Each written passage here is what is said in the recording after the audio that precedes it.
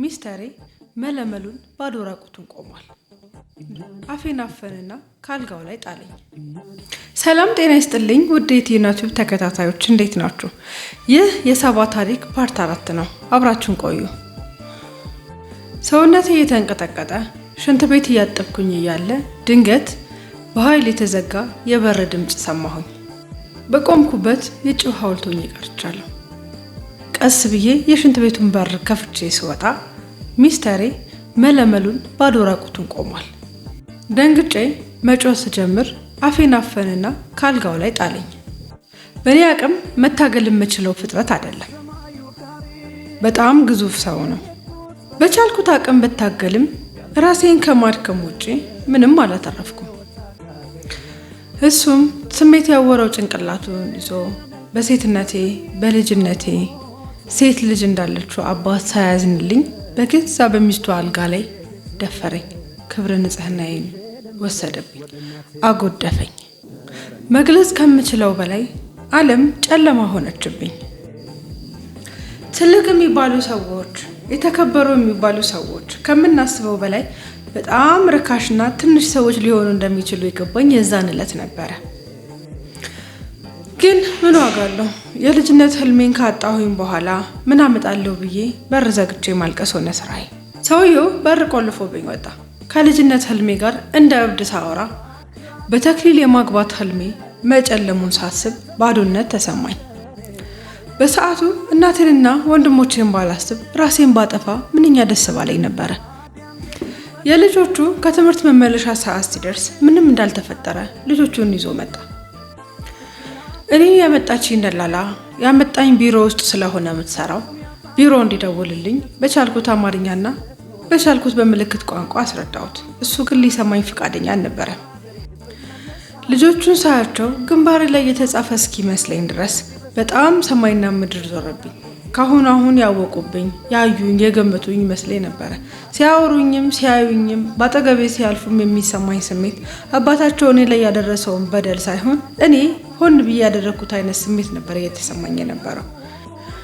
ከምንም በላይ አሳስቦኝ የነበረው ነገር ማዳሜ ስትመለስ ይሄንን ያደረገብኝን ነውር ብታቅ፣ ምናልባት ደግሞ እሱ አስፈልጋ ነው ብላ ከፎቅ ላይ ብትጥለኝ ለእናቴ የሚሄድላትን አስክሬን እያሰብኩኝ አምርሬ ማልቀስ ጀመርኩኝ። እናቱ ቤት ካለችው ሰራተኛ ጋር በፍጹም እንዳልገናኝ ከልክሎኛል። ሲወጣ በር ይቆልፍብኛል፣ ሲመጣ ደግሞ በር ከፍቶ ነው የሚገባው። ማዳሜ ከሄደችበት ስትመለስ ቢሮ መሄድ እንዳለብኝ ልነግራት አስቤ ተጠራጥራኝስ ቢሆን ብዬ ፈራሁ። ከ3 ቀን የለቅሶ ቆይታ በኋላ ቢሮ እንድትወስደኝ ጠየኳት። ማዳሜም ችግር አለ ሳባ አለችኝ። ምንም አይነት መልስ ሳልሰጣት ካይሎቼ እንባ እየፈሰሱ ዝም ብያት ልብሶቼን መሰብሰብ ጀመርኩኝ። ማዳሜ ደንግጣ እናታቸው ቤት የምትሰራው አበሻ እህታችንን ጠርታ የሆንኩት ነገር ካለ እንድጠይቀኝ ነገረቻት። ሀገሬ ሆኜ የማዳሜን ባል ባየው እንኳን ከፎቅ ላይ እንደምትወረውረኝ የተነገረኝን ነገር ትዝ ብሎኝ እናቴ ናፍቃኛለች፣ ሀገሬ መመለስ እፈልጋለሁ ብዬ እሪ ብዬ አምርሬ አለቀስኩኝ። ደጋግማ የሆንኩትን ነገር ብትጠይቀኝም እኔ ግን ቢሮ እንድታደርሰኝ ብቻ በመናገር ቃሌን ከዛ ውጭ ሌላ ቃል አልሰጣልኳቸው። በጣም ሲጨንቃት ልብሶቼን ትታ እኔም ብቻ ይዛ ወደ ቢሮ አቀናች።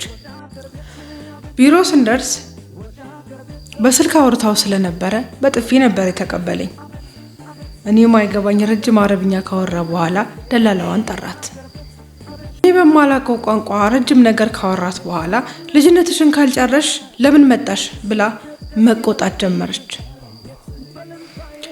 ምን እንደሆንኩኝ እንኳን አጠያየቀችኝም።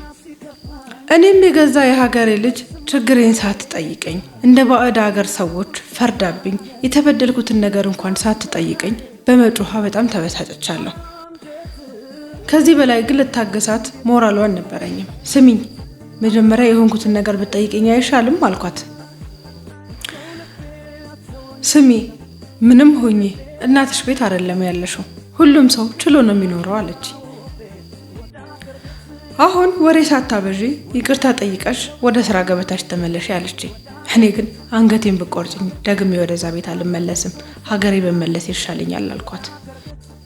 ምንም ሳታፍር ሰዎቹ ፊት በጥፊ መታችኝ። እኔም እንደ ሐውልት ነበረ ፈዝዤ የቀረሁት። የሳባን ታሪክ እንዴት አያችሁት? ሀሳብ አስተያየታችሁን አስቀምጡልኝ። ከቻላችሁ ይህንን ቻናል ሰብስክራይብ፣ ላይክ፣ ሼር ብታደርጉልኝ በጣም ደስ ይለኛል። አመሰግናለሁ።